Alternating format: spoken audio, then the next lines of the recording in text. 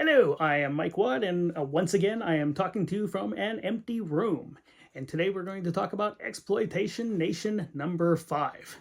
Now, we had 4 pretty successful issues. The Bizarro issue, the Rock and Roll issue, the Cryptid issue, they're going pretty well. So I decided, as I normally do, to completely destroy things in mid-stride.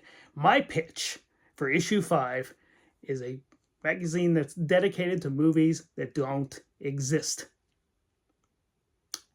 I'll say it again. There's everything in here is completely fictional, but most of them are based on fact, and I'll tell you why. Ryan, it was invaluable for this. This was Ryan's. I think this was Ryan's first layout, or this was his first rescue of my layout, and this guy here, who is sort of the mascot, as far as I'm concerned, of the Exploitation Nation, this is Cinemagog. This is the god of film and filmmaking. The opening is a short story I published 1,000 years ago, where I tell you who the film gods are. During film school and on every set, everyone goes, praise the film gods, the weather stayed, or praise the film gods didn't love us today, so there's a lot of traffic. Well, this is who we have to pray to, and I actually give you some instructions on how to pray for him.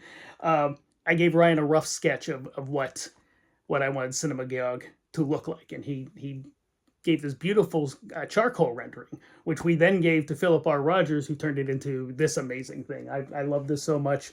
I asked Ryan to turn it into a film case or a phone case back ago. I love him so much. William does this fantastic bit. David Lynch was genuinely supposed to direct Return of the Jedi at one point. If this had actually happened, this was Williams' review. We treated everything as if these movies actually did exist, and we critiqued them as if they exist. We give you the high points and the low points. We have a huge review section of fake films. Orson Welles' Rushmore, The Return of Briscoe County Jr., which was something I was just sort of noodling around when I was bored in a meeting at work, and that became that. Giraffes on Horseback Salad, which I genuinely review in this film, is based on a screenplay that Salvador Dali wrote for the Marx Brothers. And it was going to be made until the Marx Brothers expressed interest in actually making it. And then Salvador Dali shut the whole thing down. That is a true story. And that's in there as if we're discussing it. Some of these were movies that were canceled that we decided they actually did exist in this book's release. Mike did this great piece on what if Vincent Price had played James Bond on TV and came up with that idea. This was a deep dive. My favorite thing here, I actually did this picture, Hunter S. Thompson on The Tonight Show with Kermit the Frog sitting in for Johnny. We did a great deal of things. William S. Burroughs on The Muppet Show.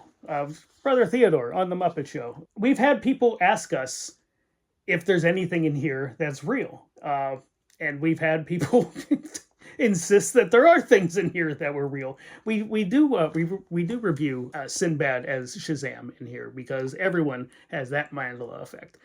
The only thing that's sort of real in this is my interview with Larry Blomeyer, and Larry sort of influenced this entire idea for me. It was this and the National Lampoon's High School Yearbook edition. Those two things that really influenced me on that.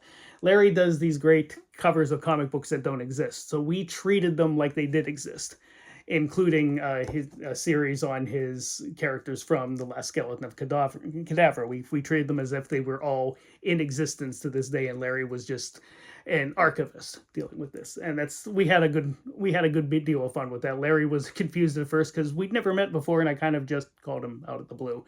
I still regret that, Larry, but you were such a great sport, and I really appreciate that. Thank you. So there you go. We destroyed our stride with issue 5. It was so bizarre and confusing, but everyone who's actually picked it up was delighted by it. They just weren't sure enough to spend the $7.99 at the time. But this is when I decided, we're going to do whatever the fuck we want, and we are going to continue to do so. So that's exploitation-nation.com to pick up back issues, and I will see you again soon with issue 6.